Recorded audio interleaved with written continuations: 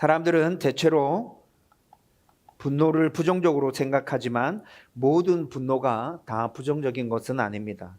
우리가 성경을 통해서 알고 자주 들어왔듯이 거룩한 분노라는 것이 있습니다.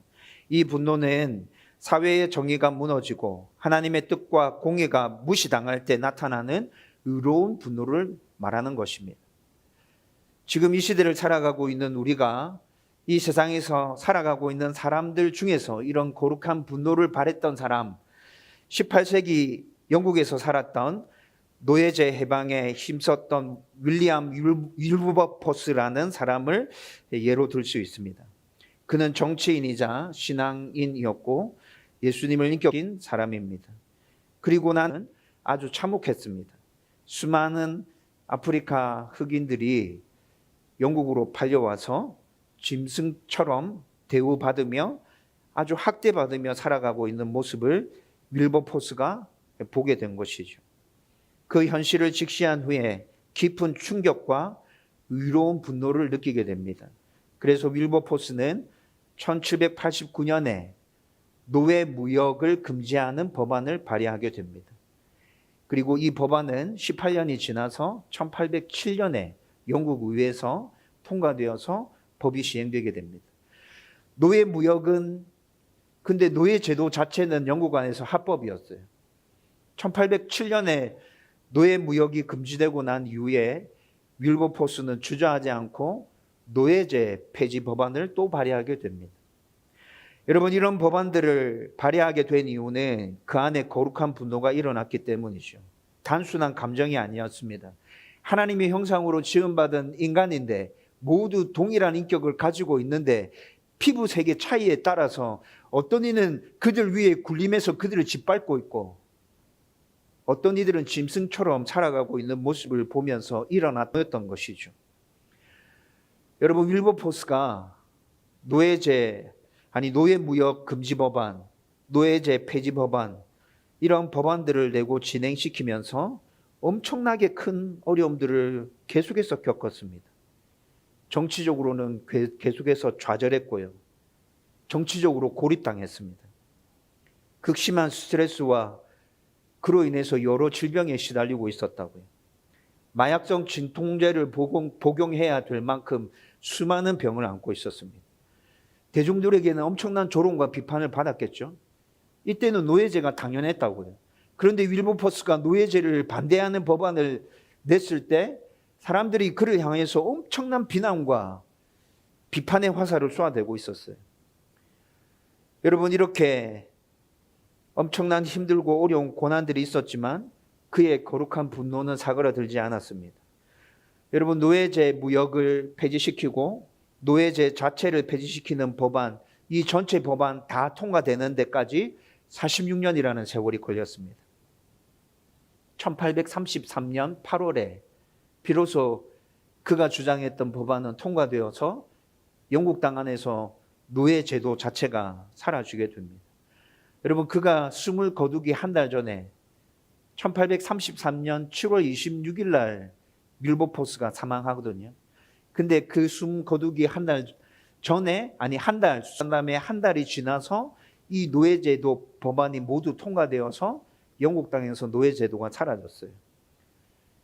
노예제도 폐지 법안이 통과될 것이라는 소식은 들었지만 그가 살아생전에 그 노예제가 폐지되는 법안을 그것이 사람들에게 공포되는 모습을 눈으로 확인하지 못하고 천국으로 가게 되었습니다.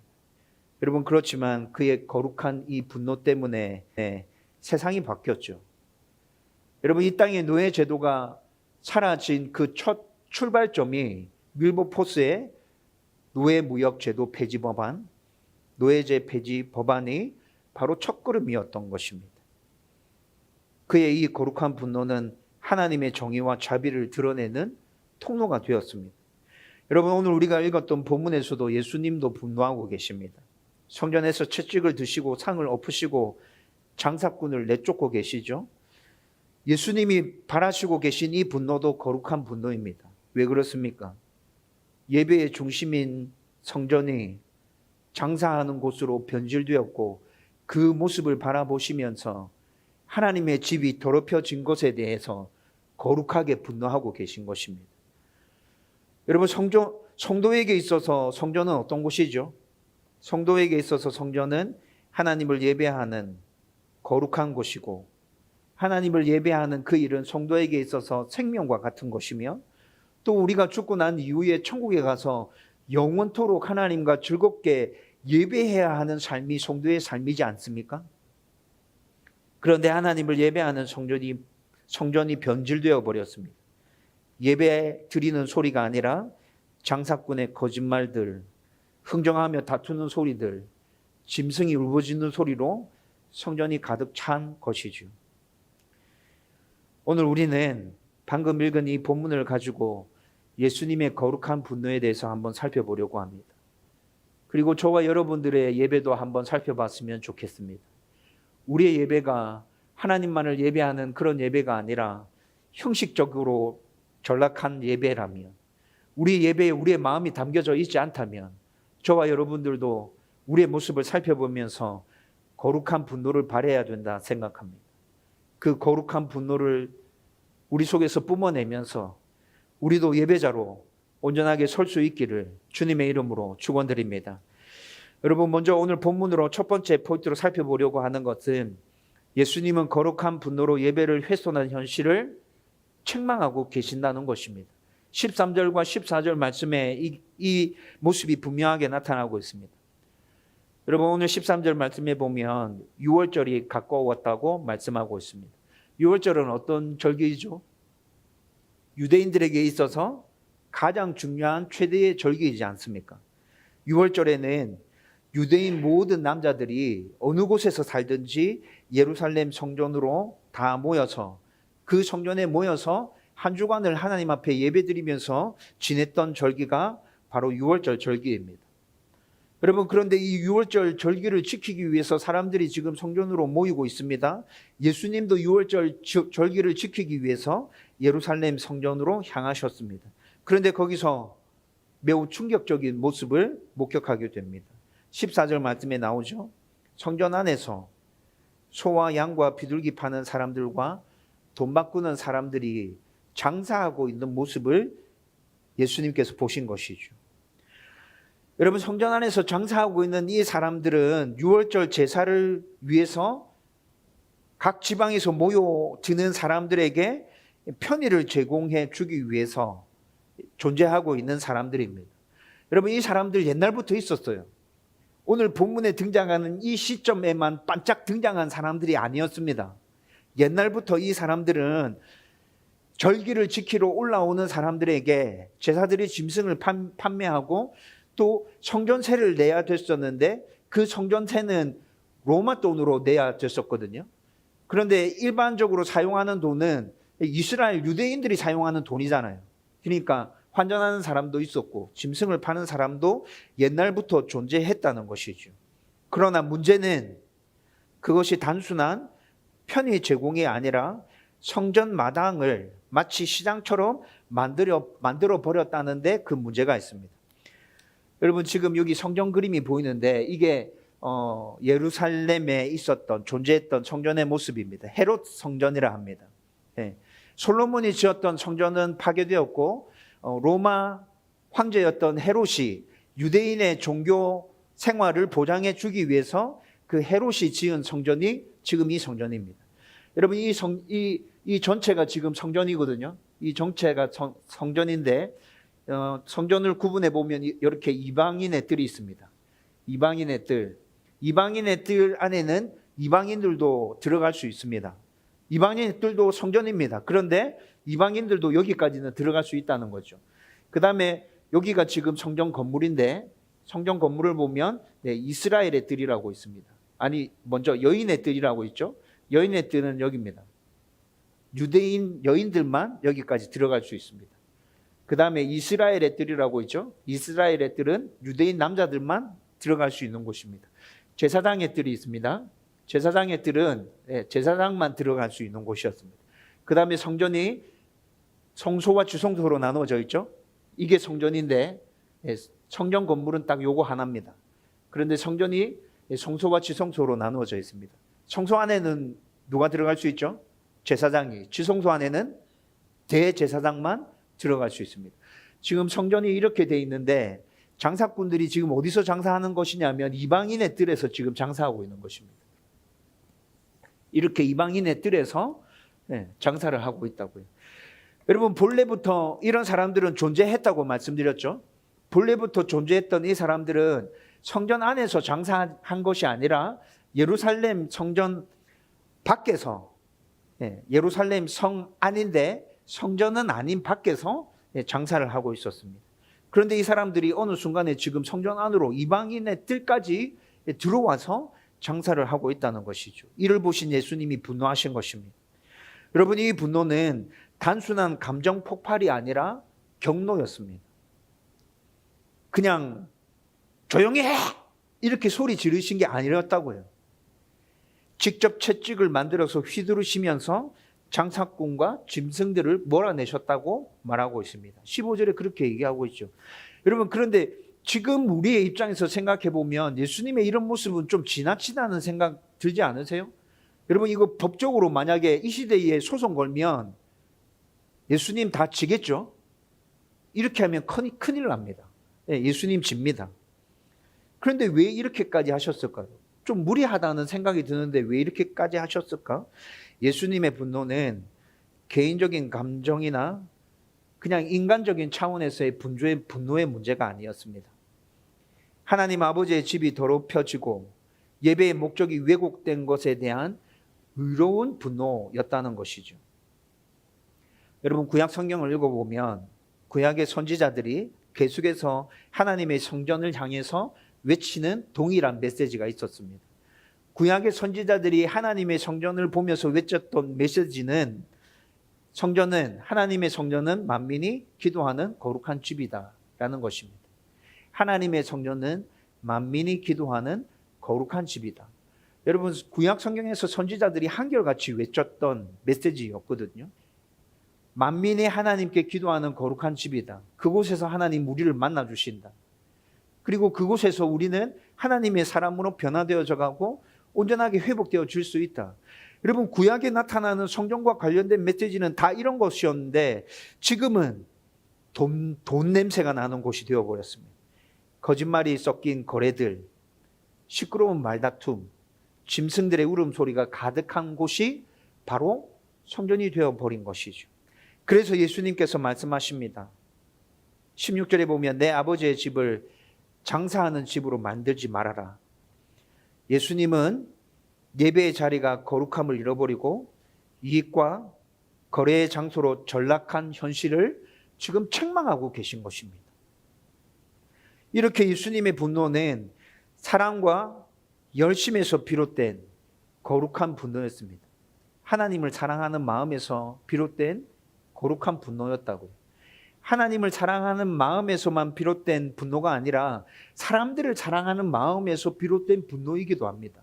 그 사람들이 성전 안에서 그렇게 해서는 하나님의 은혜와 복을 받을 수 없기 때문에 그들을 향한 사랑의 마음으로 분노하고 계셨던 것이죠. 사람들은 흔히 화를 내면 안 된다고 말합니다. 화내면 안 돼. 화내는 사람은 별로 좋은 사람이 아니야. 맞는 말이기도 합니다. 그렇지만 모든 화를 내지 말아야 합니까? 예수님이 내시고 있는 이 분노는 자기 중심적인 감정이 아닙니다. 하나님의 이름을 위해서 지금 분노하고 계신 거라고요. 예수님의 이런 분노를 본 제자들은 단순히 이 분노가 사람의 감정에 의해서 드러나는 분노가 아님을 예수님의 모습을 보면서 바로 깨달아 알았어요. 그래서 오늘 우리가 읽었던 말씀에 시편 69편 9절의 말씀을 인용하고 있는데 이 인용은 제자들이 예수님의 모습을 보면서 인용하고 있는 말씀입니다. 주의 전을 사모하는 열심이 나를 삼키리이다. 시편 69편 9절의 말씀이에요. 근데 제자들이 주님의 전을, 하나님의 전을 사랑하는 그 사랑의 열심이 예수님을 집어삼키고 있구나. 예수님의 분노가 그런 모습으로 드러나고 있구나. 라는 것을 깨달았다는 것이죠. 본문에 나타나고 있는 예수님의 분노는 하나님을 사랑하는, 이웃을 사랑하는 그 사랑의 결과였고, 그리고 하나님을 사랑하지 않는 사람들을 향한 책망이었습니다. 두 번째 나누고 싶은 포인트는 예수님은 성전을 정결하게 하심으로 예배를 회복하고 계십니다. 분노하기만 하셨던 것이 아닙니다. 다시 예배를 회복시키고 계십니다. 15절과 16절 말씀에 이 모습이 그대로 잘 나타나고 있습니다. 예수님은 성전을 시장으로 바꾼 이들을 단지 말로만 꾸짖거나 책망하지 않으셨고 직접 채찍을 만드셔서 양과 소를 몰아내십니다. 또 돈 바꾸는 자들의 상을 엎으시고 그들의 돈을 바닥에다가 다 쏟아버리십니다. 여러분, 이 모습을 머릿속에 한번 상상해 보십시오. 정신병자가 난동을 부리는 모습이 머릿속에 떠오르지 않습니까? 막 채찍을 휘두르면서 막 상인들 때리고 상 뒤엎고 짐승 막 몰아내고. 여러분, 예루살렘 성전 제가 그림으로 보여드렸죠. 여러분, 그 성전이 작은 성전이 아니에요. 예루살렘 성전 전체가 축구장 한 22개쯤 됩니다. 여러분 상상해 보십시오. 축구장 22개의 크기의 성전, 이방인의 뜰 안에서 엄청나게 넓은 곳이죠. 그런데 예수님이 채찍을 휘두르면서 사람들을 때리고 짐승을 때리고 상을 뒤엎으면서 막 난동을 부리고 있습니다. 예수님께서는 아주 의도적으로 지금 이런 행동을 하고 계신 거예요. 여러분, 오늘 본문을 원문으로 쭉 읽어보면 예수님께서 이렇게 하신 게 의도적으로 행동하고 있다는 게 원문에서는 그대로 드러나고 있습니다. 예수님의 분노가 단지 감정 폭발이 아니라 성전에 대한 깊은 열심과 공의의 표현임을 지금 보여주고 있다고요. 16절 말씀에 분명히 드러나고 있는데 예수님께서 이렇게 외칩니다. 난동을 막 부리면서 이렇게 외칩니다. 이것을 여기서 가져가라. 내 아버지의 집을 장사하는 집으로 만들지 마라. 여러분, 이렇게 외치면서 지금 채찍을 휘두르고 계신다는 거죠. 여러분, 여기서 중요한 표현 두 가지가 있습니다. 첫 번째는 내 아버지의 집입니다. 여러분, 예수님은 성전을 단순히 종교 행사를 치르는 곳으로, 그런 건물로 인식하고 있지 않습니다. 하나님의 임재가 있는 집으로 인식하고 계시고, 그리고 또 내 아버지의 집으로 성전을 보고 계십니다. 아버지께 예배드리는 거룩한 장소로 예수님은 지금 성전을 바라보고 계신 것이라고요. 여러분, 이것은 내 아버지의 집이라고 표현한 이 표현은 예수님의 자기 이해가 어떠했는지 그것도 보여주는 표현이기도 합니다. 여러분, 내 아버지의 집이다. 그러면 예수님은 자기를 어떻게 이해하고 계신 거죠? 하나님의 아들로 자기를 이해하고 있다는 거죠. 하나님과 같은 존재로 나는 하나님이다. 라는 그 이해를 가지고 예수님은 지금 이렇게 얘기하고 계신 것입니다. 이렇게 예수님은 자기 자신을 하나님의 아들로, 하나님으로 이해하시면서 지금 이 얘기를 하고 계십니다. 두 번째 중요한 표현은 장사하는 집입니다. 성전은 하나님을 예배하는 거룩한 곳이다. 내 아버지의 집이다. 내 아버지를 만날 수 있는 곳이다. 여러분, 이렇게 예수님은 성전을 이해하고 있는데, 그런데 지금 사람들이 이 성전을 어떻게 바꿔버렸어요? 장사하는 집으로 바꿔버렸어요. 성전이 거룩한 예배의 장소가 아니라 돈의 논리가 지배하는 시장터로 바뀌어졌다는 것이죠. 예수님께서 장사하는 집이라고 표현한 이 표현은 단순한 사실을 묘사하고 있는 것이 아니라 거룩한 성전을 변질시킨 것에 대한 강력한 책망이 이 말 안에 담겨져 있습니다. 정리를 해보면 예수님의 지금 이 말씀은 단지 공간을 다시 깨끗하게 정리하라는 요청이 아니라 예배의 본질을 회복하라는 선지자적인 외침입니다. 따라서 예수님의 성전 정결은 단지 성전을 깨끗하게 청소하는 게 아니라 예배의 갱신을 지금 선포하고 있는 것이라고. 여러분, 지금 예수님은 막 성전을 난리법석으로 막 다니고 계시죠? 장사꾼들 내쫓고 짐승 막 때리고 상을 뒤엎고 난리를 부리고 있습니다. 그런데 예수님의 이 행동은 의도적인 것이라 말씀드렸습니다. 어떤 의도로 가지고 계신 겁니까? 너희들의 잘못된 예배를 갱신해라. 지금 이곳은 너희들이 생각하는 그런 곳이 아니다. 이곳에서는 하나님을 예배해야 돼. 이곳에서는 하나님을 만나는 그런 거룩한 곳이 되어야 돼. 그런데 너희들이 지금 이곳을 이상하게 만들어 놓고 있어. 너희들의 생각을 바꿔야 돼. 예배를 갱신해야 돼. 라는 메시지를 담아서 예수님께서 지금 이런 행동을 하고 계신 것이란 말입니다. 예수님은 단지 동물과 상인들을 쫓아내는 것이 아니라 무너진 예배를 다시 하나님 안에서 온전하게 세우라고 외치고 계신 것입니다. 여러분, 이 장면은, 예수님께서 난동을 부리고 계신 이 장면은 구약 선지자들이 외쳤던 예배 개혁의 연장선에 그대로 놓여져 있습니다. 제가 좀 전에도 말씀드렸잖아요. 구약에 나오는 선지자들은 하나님의 성전을 어떤 곳이라고 외쳤다고요? 하나님의 성전은 만민이 기도하는 집이다. 그곳에서 하나님을 만난다. 그곳에서 우리는 하나님의 사람으로 온전하게 변화되어져 간다. 여러분, 이것이 구약 선지자들이 성전을 향해서 외쳤던 한결같은 외침이었는데, 예수님의 이런 행동이 그 선지자들의 외침과 맥을 같이 해서 하나의 흐름으로 연결되어지고 있다는 것입니다. 요한복음 말씀에서는 지금 구약 선지자들의 말씀이 직접적으로 인용되어지고 있지는 않습니다. 그렇지만 예수님의 이 행동 자체가 구약 선지자들의 성전을 향해서 외쳤던 그 메시지가 고스란히 이 행동 안에 드러나고 있다는 것이죠. 그리고 난 다음 세 번째, 마지막으로 살펴볼 포인트는, 예수님은 하나님의 집을 사모하는 열심으로 이런 행동을 하고 계신다는 것입니다. 여러분, 첫 번째 살펴봤던 포인트는 예수님께서는 성전을 시장터로 만들어 놓은 사람들을 책망하셨습니다.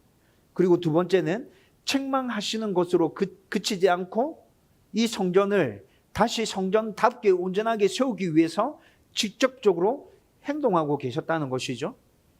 세 번째는 그 행동은, 예수님의 그 마음은 하나님의 집을 사모하는 열심에서부터 비롯되어진 행동이라는 것입니다. 여러분, 17절 말씀에서 이런 부분이 분명하게 나타나고 있는데, 여러분, 예수님의 제자들이, 앞에 조금 말씀드렸는데, 예수님의 제자들이 예수님의 이런 행동을 보고 시편 69편 9절의 말씀을 인용했습니다. 주의 집을 위하는 열심이 나를 삼키고, 여러분, 이 말씀을 인용했다고요. 그런데 시편 69편의 이 말씀은 다윗이 지은 시인데, 시편 69편은 다윗이 지은 시인데, 다윗이 고난 당할 때 지은 시입니다. 그런데 우리가 생각하는 다윗이 사울에게 쫓길 때 당했던 그 고난이 아니라, 다윗이 평안할 때 성전을 짓겠다고 하나님 앞에 서원하잖아요. 그런데 하나님께서 다윗에게 성전을 짓지 말라고 말씀하시죠. 너의 아들 솔로몬이 성전을 짓게 될 거야. 하나님께서 이렇게 말씀해 주십니다. 다윗은 그 하나님의 말씀을 또 기쁘게 받아들입니다. 기쁘게 받아들이고 그 대신에 자기가 직접 성전을 짓진 못하지만 성전을 짓기 위한 모든 준비를 다윗이 해가죠. 여러분, 그런데 다윗의 그 모습을 보면서 사람들이 오해해서 비난하는 말들이 쏟아졌습니다. 저거 성전 지어서 성전을 통치의 수단으로 이용하려고 저거 지금 저러고 있어. 여러분, 사람들로부터 이런 비난들이 다윗에게 쏟아졌다고요. 여러분, 다윗은 지금 그런 마음으로 하나님의 성전을 지으려고 했던 것이 아니잖아요. 여러분, 그런데 종교를 매개로 해서 통치의 수단으로 삼았던 수많은 왕들이 있었습니다. 그래서 사람들이 성전을 향한 다윗의 열정을 바라보면서 성전을 통해서 어떻게 통치를 해보려고 지금 저게 저러고 있어 라는 비난을 들으면서 다윗이 마음이 상당히 아팠어요. 하나님, 저 그런 마음으로 성전 지으려고 하는 거 아닌 거 하나님 아시잖아요. 그런데 사람들이 저를 향해서 그런 목적을 가지고 성전을 짓겠다고 이 난리를 부린다고 사람들이 나를 비난합니다. 다윗이 그 마음을 가지고 하나님 앞에 나가서 기도하고 그 아픔을 토로하고 있는 시편이 바로 시편 69편이라고요. 그리고 9절 말씀은 하나님을 사랑하기에 세상의 조롱과 박해를 받는 종의 마음을 표현하고 있습니다. 하나님을 사랑하기 때문에 사람들로 받는 그 조롱과 그 박해들, 그 마음을 표현한 것이 9절 말씀이라고요. 주의 집을 위하는 열심이 나를 삼키고, 하나님, 저는 이상한 마음으로 하나님의 성전을 지으려고 하는 게 아니에요. 진짜 하나님 너무 사랑해서 하나님의 성전을 짓고 싶은데 사람들은 이렇게 오해해서 나를 비난해요. 그렇지만 하나님, 나의 마음이 어떤 것인지 잘 알고 계시잖아요. 여러분, 이런 마음으로 시편 69편을 지었는데, 여러분, 다윗이 품고 있었던 그 마음이 지금 성전에서 상인들을 쫓아내고 짐승을 채찍으로 때리면서 상을 뒤엎고 계신 그 예수님의 마음과 똑같다는 것이죠. 예수님의 모습 속에서 제자들은 시편 69편을 지을 때 그 다윗의 마음을 떠올립니다. 다윗이 사랑해서 성전을 지으려고 했던 그 마음, 그리고 사람들로부터 받았던 그 모든 비난들을 다 견뎌내고 꿋꿋하게 성전 지을 준비를 끝까지 해갔던 그 다윗의 마음, 그 다윗의 마음이랑 예수님께서 지금 성전을 지었고 계시는 그 마음이랑 똑같은 마음이구나. 하나님을 사랑하는 그 마음에서 비롯된 같은 마음이구나. 여러분, 제자들이 예수님의 모습을 보면서 이것을 깨닫게 되었다는 것이죠. 하나님을 향한 열심에서 나오는 행동이구나. 제가 다시 여러분들에게 말씀드리는데, 예수님께서 분노하신 이 행동은 단순한 인간적인 감정의 폭발이 아니었습니다. 그것은 철저히 하나님의 집과 그분의 이름과 예배의 거룩함을 향한 사랑의 열정에서부터 비롯된 모습이었다고요. 그리고 제자들이 이를 본 것이죠. 여러분, 오늘 17절 말씀에 나오는 이 열심이라는 단어를 헬라어 원어로 살펴보면 그냥 단순히 열정만을 나타내는 단어가 아니라 불타는 질투, 또 강렬한 사랑, 그 누구도 통제하지 못하는 강렬한 사랑, 헌신적인 집착, 이런 의미까지 다 포함되는 단어로 열심이라는 이 단어를 표현했습니다.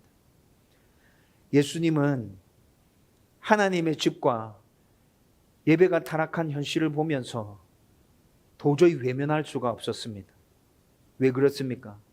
예수님 마음 안에는 열심이 있었습니다. 하나님을 열렬히 사랑하는 그 마음이 있었다고요. 사람들을 정말 뜨겁게 사랑하는 그 마음이 있었기 때문에 그 모습을 그냥 바라보면서 가만히만 있을 수 없었던 것이죠. 예수님은 진정한 예배의 회복을 위해서 자신을 삼키는 열정으로, 열심으로 지금 반응하고 계신 것입니다. 예수님은 하나님과 예배를 향한 열정이 없이는 참된 신앙이 있을 수 없음을 지금 제대로 제자들에게, 그리고 성전에 모여 있는 사람들에게 보여주고 계신 것이죠. 이 열심은 단지 열정적인 감정이 아닙니다. 그 열심은 예배의 순수성과 성전의 거룩함과 또 하나님의 이름의 존귀함을 지키려는 불타는 사랑이었습니다. 이 열심은 단순히 예배의 참석을 넘어서 성전을 사모하는 것이고, 그리고 그분의 임재를 갈망하는 성도의 모습을 우리 가운데 제대로 보여주고 있는 것이라는 거죠. 오늘 말씀으로 예수님은 동일하게 우리에게도 지금 똑같이 말씀하고 있습니다. 예배를 향한 그 마음, 너희도 회복하면 좋겠다. 너희들의 예배가 어떤 모습인지 한번 점검해 봐라. 그리고 너희 안에 예배가 무너져 있다면 거룩한 분노로 다시 그 예배를 회복할 수 있으면 좋겠다. 여러분, 오늘 이 본문의 말씀을 통해서 지금 저와 여러분들에게 예수님께서 동일하게 이 메시지를 선포하고 계시다는 것입니다. 여러분, 이제 말씀을 정리하려고 합니다. 사랑하는 다음 성도 여러분, 오늘 우리는 성전을 정결하게 하시는 예수님의 모습을 살펴봤습니다.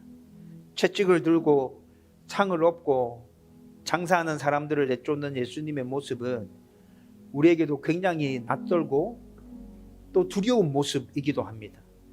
그러나 그 분노는 개인적인 단순한 감정이 아닙니다. 예배가 더럽혀졌기에, 하나님의 집이 장사꾼들의 장사터가 되었기 때문에, 또 하나님의 이름이 모욕당하고 있기 때문에 예수님은 그렇게 행동하셨던 것이죠. 예수님께서 바라고 계신 이 분노는 그냥 화냄이 아니라 거룩한 분노였습니다. 무너진 예배를 다시 세우고 또 하나님의 거룩을 회복시키려는 사랑의 열심이었습니다. 그분은 오염된 현실을 지적하셨고 또 예배의 자리에서 하나님이 빠져버린 현실을 단호히 거절하셨습니다. 그리고 말씀하십니다. 내 아버지의 집은 만민이 기도하는 곳이지 장사하는 곳이 아니야. 예수님은 시장으로 변한 성전을 다시 하나님의 집으로 회복하셨습니다. 그분은 단순히 공간을 청소하는 것이 아니라 예배의 정신과 본질을 되살리신 것입니다. 그리고 그 모든 행동은 주의 전을 사모하는 열심이 나를 삼킨다 라는 말씀의 성취였습니다. 그분의 열심은 자신을 삼킬 정도로 불타오르는 하나님을 향한 사랑이었고 또 사람들을 향한 사랑이었습니다. 그 열심은 사람들의 박해를 불렀고 결국 십자가가 지는 것까지 이어졌지만 그 열심은 멈추지 않았습니다. 우리의 예배를 회복하시기 위한 열심, 하나님의 집을 다시 거룩하게 하시려는 그 열심, 지금까지도 계속되고 있다는 것이죠. 여러분, 이제 우리는 우리 각자 스스로에게 물어야 합니다. 나는 지금 어떤 모습으로 하나님을 예배하고 있는가? 교회를 어떻게 생각하고 있는가? 주일마다 예배 드리는 나의 모습은 어떠한가? 하나님의 집을 향한 경외와 사모함, 하나님의 이름을 높이려는 거룩한 열심이 내 안에 정말 살아있는가? 예배가 그저 습관이 되지 않게 해야 합니다. 하나님 없이도 드릴 수 있는 형식적인 예배에 안주하면 안 됩니다. 때로 우리는 우리 안에 성전을 정결케 하시는 예수님의 채찍을 경험해야 될 때가 있습니다. 예수님은 오늘도 우리를 깨우고 다시 하나님의 집으로 부르고 계십니다. 예수님의 열심이 우리의 열심이 되게 하십시다. 그 열심이 우리를 삼키도록 우리 자신을 하나님 앞에 내어 드립시다. 그래서 오늘 우리의 예배가 다시 영과 진리로 드려지는 거룩한 제사가 되고 하나님을 기쁘시게 하는 산 제물이 되도록 저와 여러분들을 내어 드릴 수 있기를 주님의 이름으로 축원드립니다.